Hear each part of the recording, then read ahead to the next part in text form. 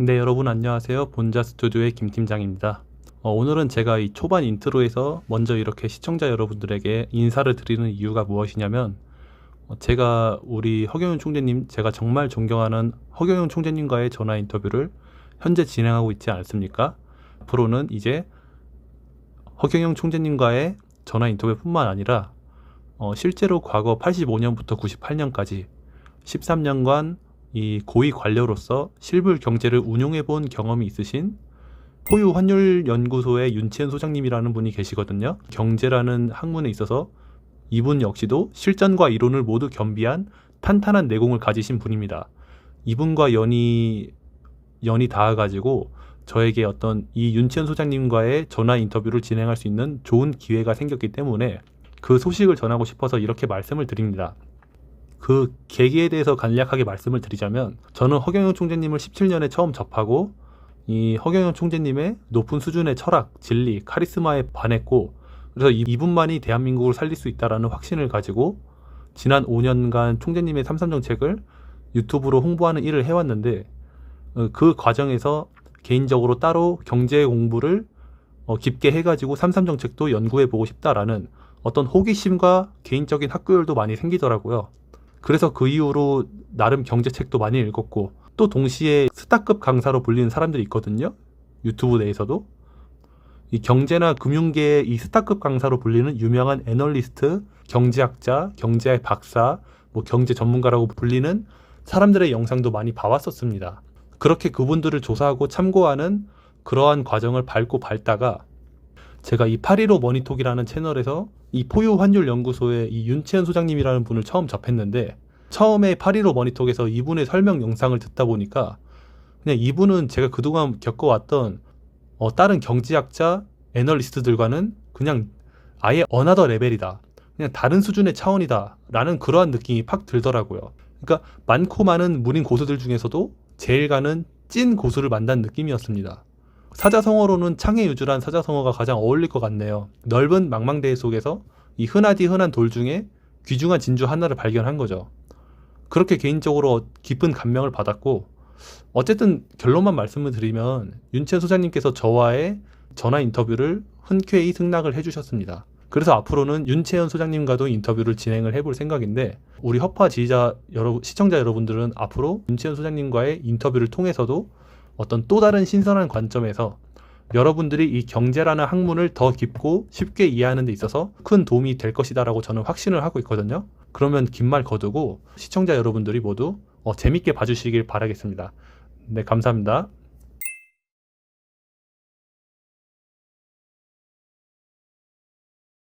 예, 네, 윤치현 소장님. 예, 안 그래도 조금 전에 전화한 거 아니에요. 누군가 또 8시 근처에 전화가 또 한 아, 통화하고, 예. 전화 안 했죠?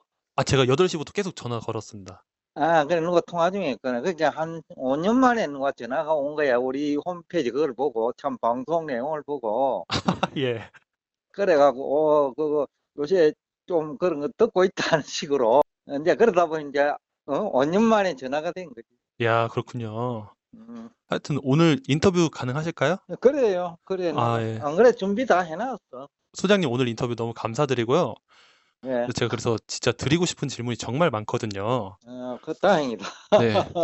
근데 그래서 오늘은 첫 시간인데 일단은 예. 본론적인 질문으로 들어가기 전에 먼저 간단한 질문을 하나 드리고 싶어요. 그래요, 그래요. 예, 개인적으로 궁금했던 부분인데 제가 예. 윤채연 소장님의 경력을 검색을 해보니까 예. 그 85년부터 95년까지 10년간은 재정경제부 금융정책실에서 근무를 하셨고, 그래, 맞아요. 95년부터 98년까지 3년간은 재정경제부 경제정책실에서 맞아. 일을 예. 하셨다고 나오거든요. 예. 혹시 이때 금융정책실과 경제정책실에서 각각 하셨던 업무가 구체적으로 무엇이었는지 좀 간단히 듣고 싶거든요. 그러니까 이제 금융정책이라는 거는 흔히들 뭐 그 용어는 다 알잖아, 그죠? 예, 그런데 이제 구체적으로 보면 금융도 보면 은행이 있고 정권이 있고 보험이 있고 그렇잖아요. 예, 그러니까 이제 보험인데 어떻게 보면 공공적인 사회보장제도잖아, 일종의, 그죠? 예, 그러니까 이제 경제부가 보험 정책을 해요. 일종의 사회보장제도 있기 때문에. 그러니까 보험 상품 개발이라든지 그걸 뭐 지원하고 그다음에 보험 자산 운용, 자산 운용이 공공자금 성격이 있기 때문에 보험 자산 운용 같은 것도 이제 재경부에서 하죠. 그다음에 이제 금융 정책 중에서 하나는 보험 정책 얘기 드렸고 그다음에 정권 정책도 있어요. 예. 어떻게 하면 정권 시장을 활성화할 수 있느냐 그런 걸 하죠. 지난해 같은 경우에는 공매도 금지도 어떻게 보면 정권 시장 충격을 방어하기 위한 거죠. 그런 것도 이제 그런 것에서 하고 또 지나치게 하러 가면 연기금이라든지 그죠? 이런 쪽에 조금 매수를 좀 유도를 한다 할까? 그래서 지나친 주가 하락 같은 것도 막죠. 아, 네. 그러니까 하는 일이 뭐 다양한데 또 뭐 금융 정책 중에 이제 보험하고 정권 얘기를 했고 은행은 이제 그야말로 산업금융과 일반 소비자 금융이 있거든. 산업금융은 주로 산업은행이나 뭐 중소기업은행, 기업은행 그쪽에서 담당하고 내가 이제 그쪽도 했고 그 다음에 소비자 금융이라고 하면 일반 시중은행이죠, 그죠? 예. 그런 쪽에 뭐 신탁 상품이라든지 신탁 업무도 은행이 하기 때문에 네, 네. 그런 거 뭐 대부분 어. 그 중심으로 하니까 그러니까 그때부터 내가 이거 민간 경제가 어떻게 돌아가는지를 다른 예. 사람보다 좀 많이 알 수 있었죠. 예. 그러면 증권 쪽이라 하면은 어떻게 보면 주식 시장에서도 그렇지, 전반적으로 관여를 많이 그렇지, 하신 거고, 그렇지. 지금의 공매도 금지나 공매도 허락 같은 것도 예, 지금의 어떤 기재부 쪽에서 하는 건데 그 일을 하셨다는 거네요? 예, 그 이전에는 지금보다도 정도가 심했겠지 요즘보다 그죠? 아, 그런가요? 그렇겠지 아무래도 국가의 힘이 셀 때니까. 아, 네. 지금은 뭐 인간의 그 많은 부분이 그 위임됐다 할까요? 자유화됐다는 표현이 맞겠네. 아, 예. 민간의 이제 역할이 크지요. 과거에는 이제 정부의 역할이 컸는데, 그다음에 이제 경제 정책도 지금은 뭐 거의 다 민간의 위임이 돼가 있는데, 그 당시에는 경제 정책도 상당히 이제 우리 실물 경제나 민간 경제에 영향을 많이 주었죠. 예. 물가를 안정시키기 위해서 뭐 교통요금이라든지 그다음에 아파트 분양 가격이라든지 그런 것도 이제 검토를 하고 또 그래가지고 어, 국토부라든지 예. 지금은 국토부죠. 예. 옛날엔 건설부인데 그런 그쪽하고 이제 협의 같은 걸 해가 이제 최종 결론을 내죠. 예, 진짜 어, 하신 일이 많으실 것 같은데, 그 되게, 그러니까 이 부분에서도 솔직히 드리고 싶은 질문이 정말 많아요. 근데 그 산업금융이랑 또 소비자금융이라고도 하셨잖아요.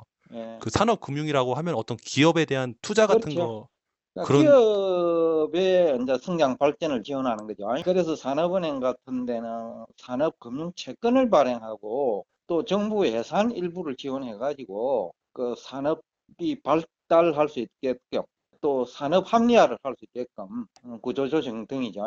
그런데 이제 필요한 자금을 지원하고 그런 거죠. 그러니까 산업금융 쪽에서 어떤 그 금리 같은 수준도 결정하시고, 그렇죠. 옛날에는 금리도 산업금융채권이나 중소기업 금융채권, 예. 지금은 이제 장기신용은행이라는 게 없는데 옛날에는 장기신용은행이라는 게 있었어요. 그쪽에 이제 채권 발행하면 금리도 거기서 이제 승인을 해줘야 금리를 올리고 그런 거죠. 아, 그렇군요. 그러면은 여기서 뭐 소장님께서 주로 맡으신 업무는 무엇인가요? 저는 산업금융하고 기업은행 쪽하고 주택금융, 지금은 뭐 주택은행이 없는데 옛날엔 주택은행이 또 있었어요. 그러니까 지금은 국민은행하고 합쳐졌죠. 아, 그러면 어, 옛날에는 그 주택 금리를 직접 정부가 정하던 시절인가요? 그렇지. 그런 시절이 있었죠. 그러니까 예. 소장님께서 그런 것들을 정하는 사람 중에 한 분이셨던 거예요? 그러니까 그런 거 검토하고 그런 거 예. 하는 거죠.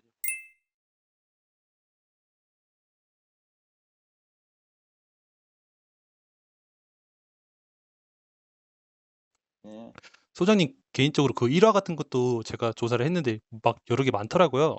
예. 뭐 그런 것들도 맞아요. 제가 한번 시간을 내 가지고 예. 나중에 따로 질문을 한번 드려보도록 하겠습니다.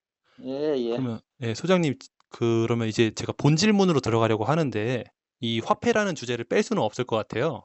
예, 맞아요. 예. 이 과연 이 화폐란 무엇인가라는 질문을 제가 반드시 해야 될 것 같은데 저는 개인적으로 그 소장님 유튜브 영상을 좀 많이 봤는데 되게 깊은 감명을 느꼈던 것들이 많거든요. 예를 들어 예, 가지고 이 화폐는 생산에 절대적으로 필요한 요소다. 예, 라든지 금리는 돈의 값이 아니라 돈을 사용한 것에 대한 대가다.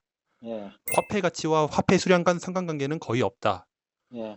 금본위 제도 시대와 현 종이화폐 제도 시대는 이 화폐가 움직이는 방식이 아예 다르다라든지 예. 또 무슨 학문이든 간에 기초가 가장 어렵고 경제를 배우는 데 있어서 이 기초격인 이 화폐란 무엇인지 그리고 화폐의 성질은 무엇인지 이해하는 게 굉장히 중요하다 등등의 말씀들을 해주셨거든요. 예, 예. 그러니까 이런 게 얼핏 보면은 되게 별거 아닌 말처럼 느껴질 수도 있지만 제가 봤을 땐 진짜 핵심적이고 무서운 말로 느껴지거든요. 맞아요. 이거 네, 굉장히 중요한 얘기예요. 근데 이제 화폐가 무엇인지에 대해서 제대로 아는 사람이 잘 없거든요. 예, 제가 느끼기로는 제가 앞에서도 얘기했지만 금융정책실에 오래 근무를 했고, 또 금융이라는 게 결국 화폐 관련 얘기잖아. 그죠? 예, 거기서 이제 뭐 오랫동안 경험하면서 느낀 건데, 우리나라에는 뭐 경제학자, 경제 전문가, 가계, 기업, 은행, 대부분 화폐에 대한 이해가 부족해요. 예, 근데 이 화폐란 무엇인가를 아느냐 모르느냐는 엄청 중요해요. 실제 예를 들면 가상자산에 투자 실패 다 했잖아요. 지금 대부분. 그렇죠. 그것도 제가 볼 때는 화폐에 대한 이해 부족 때문에 실패했다고 보거든요. 그러고 지난해 경제학자, 경제 전문가들 대부분 환율 전망에 실패했잖아요. 그죠? 예, 달러 가치가 떨어진다 했는데 오히려 달러 가치는 1년 6개월 동안 올라와 버렸고, 원화 가치는 상승한다 했는데 오히려 원화 가치는 하락을 해버렸다는 거죠. 그것도 결국은 화폐에 대한 이해 부족이 근본 원인이라고 보거든요. 그러니까 또 환율 전망에 실패하니까 결국은 주식 투자에도 실패하는 거예요. 투자자들이. 왜냐하면 환율 전망에 실패하면 수출입 업체들이 대응을 못 하잖아요. 예, 그렇죠. 예, 그러니까 대응을 못하면 상장기업 영업 실적이 악화되니까 그 얘기는 또 주가 하락 요인이거든요. 네, 결국 궁극적인 그 출발점은 화폐에 대한 이해 부족 때문에 가상자산에도 실패하고 환율 전망에 실패하고 환율 전망에 실패하니까 대응에 실패하고 기업 이익이 줄어버린 거예요. 그 얘기는 주가 하락하면서 외국인은 또 기업 이익이 안 나오니까 예, 보유하고 있는 주식 팔아가 떠나고 예, 소장님 결국 그 잘 모르는 사람들이 많을 수 있어요. 환율 전망에 실패하는 게 왜 수출 기업들의 실적이 약화되는 거고 그게 왜 주가 하락으로 이어지는 건지 조금만 더 구체적으로 설명해 주실 수 있으신가요? 그러면 예를 들면 쉽겠네요. 뭐 우리나라에는 대부분 수출 기업이 많잖아요. 그렇죠. 산업 구조가 수출 지향적인 산업 구조고 그러다 보니까 이제 기업이 수출을 하려고 하면 이제 지난해 있었던 걸 실제로 예를 들면 지난해 연초에 1,100원을 했어요. 그렇죠. 그런데 대부분 1,000원까지 내려갈 수 있다라는 얘기를 했거든, 경제 전문가들이. 아, 그러면 수출 업체는 어떻게 되나요? 소장님 그 궁금한 게 그 왜 내려갈 거라 왜 우리나라 원화 가치가 세질 거라고 본 거예요? 그거는 이제 미국에서 돈을 많이 풀었다 이 얘기거든. 아, 네. 그 당시에. 근데 건본위 제도 시대에는 돈을 많이 풀면 돈 가치가 떨어져요. 예. 근데 종이화폐 시대에는 돈을 많이 푼다고 해서 화폐가 떨어질지 안 떨어질지는 건본위 제도 시대가 아니기 때문에 다른 거예요. 왜냐하면 예. 건본위 제도 시대에는 금이 담보물이잖아. 그죠? 예. 돈을 발행하려고 하면 금이 있어야 돼. 근데 금은 조금 있고 화폐를 많이 발행해 부르면 화폐 가치 떨어지는 건 너무나 당연하잖아요. 왜냐면 화폐 제도가 그러니까. 근데 종이 화폐 시대는 그럼 담보물이 없느냐? 경제학자들은 담보물이 없다고 생각한다고. 근데 종이 화폐는 국채를 근거로 해가지고 중앙은행이 화폐를 발행하잖아요. 예. 그러면 국채는 조세를 가지고 상환하잖아. 그러면 결국 국채 발행은 조세하고 관련되어 있는 거예요. 화폐 발행이 그러니까 조세하고 관련되어 있다는 거예요. 또 화폐 가치도 조세 상환 능력하고 관계되어 있다는 거예요. 그러니까 조세 상환 능력이 향상되면 화폐 발행을 통해서, 그죠? 예. 그러면 화폐 발행을 왜 합니까? 기업이 잘 되도록 하기 위해서, 그죠? 예. 또 주식시장이 활성화되도록 하기 위해서.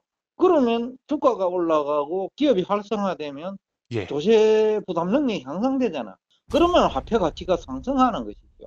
그러니까 종이 화폐 제도의 화폐 가치 결정 원리와 근본위 제도 시대 화폐 가치 결정 원리 완전히 다른 거예요.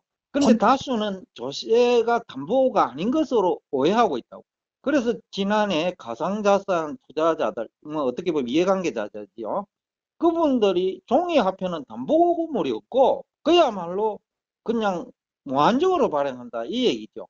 그러니까 그거는 화폐 가치 보존이 어렵고 종이화폐는. 그런데 비트코인은 2100만 개 이상 발행을 못하니 이거는 가치가 있다라고 얘기한 거야. 예, 그 말이 안 된다는 거야. 그야말로 가상자산은 담보물도 없이 2100만 개를 발행을 했고, 그런데 종이화폐는 조세가 담보가 되는 거야. 그러니까 그야말로 가상자산이야말로 담보 가치가 전혀 없고 화폐 발행만 한 거야. 그런데 종이화폐는 조세라는 담보물이 있다라는 거예요.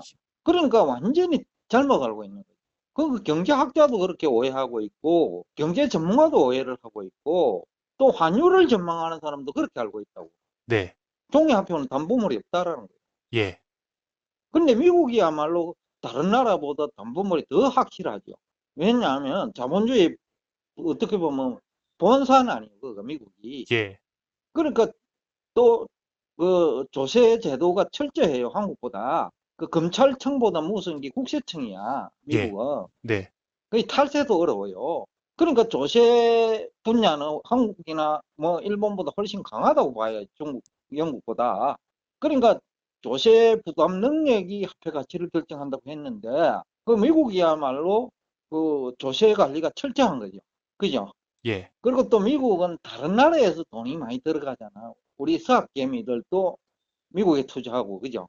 그러면 일본도 미국 투자하고, 일본은 해외 자산이 많거든요. 네, 미국 자산 많다라는 거죠. 영국도 금융시장이 발달돼 가지고 미국에 대한 투자가 많아요. 그러니까 외국에서도 미국 실물 경제와 금융시장 성장 발전을 지원하는 거야. 그러면 또 조세 수입이 증가해. 또 주가가 올라가면 소비를 잘 하잖아요. 그죠? 네, 주식 시세 차익이 생기면 그 소비를 하면 소비세가 붙잖아 또. 부가가치세. 그죠? 우리나라는. 네, 그러니까 또 다른 나라 덕택에 미국은 조세가 또 증가하는 거예요. 그 서학개미들 덕택에 미국은 조세 수입이 증가할 수 있는 거야. 또 일본 덕택에 미국 조세 수입이 증가할 수 있는 거야. 그러니까 미국이야말로 정시와 실물 경제가 성장 발전하면 조세 부담 능력이 다른 나라보다 더 훨씬 더 강하게 되죠. 아, 예, 그래서 미국 달러가 지난 1년간 강세를 보인 거죠. 그걸 몰랐다는 거지. 아, 경제학자들도 예, 경제 전문가들도 정권 전문가들도. 예. 그러니까 달러 약세, 원화 강세라고 얘기해 버린 거지.